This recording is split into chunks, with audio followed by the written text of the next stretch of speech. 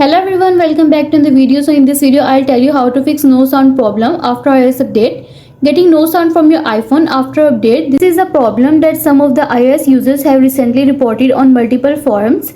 After updating their devices to the latest version, the device is exerting this weird phenomenon. In this video I'll tell you how can you fix this problem, but first subscribe to my channel for more upcoming videos and hit the like button. So let's start the video without wasting any time. So the first step is try turning off the vocal shortcuts. You may turn off the vocal shortcuts from your iPhone.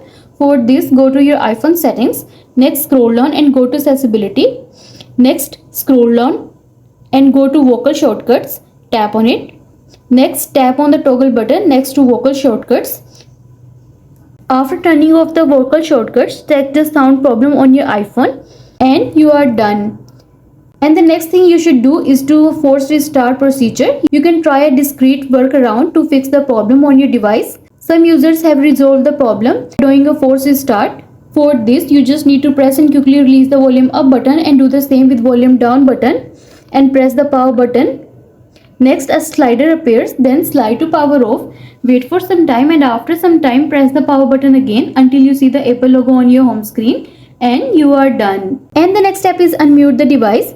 If you have put your device to silent mode, all the device sound like application sound, system sound will get muted automatically. You can just use the silent mode button to unmute the device. Otherwise, you can just open the control center on your iPhone and increase the volume using the slider there. And you are done. Also make sure you are not using any of the focus modes that may silence the device automatically. Turn off the focus mode if that is the case. For this, open the control center and then tap on the focus mode.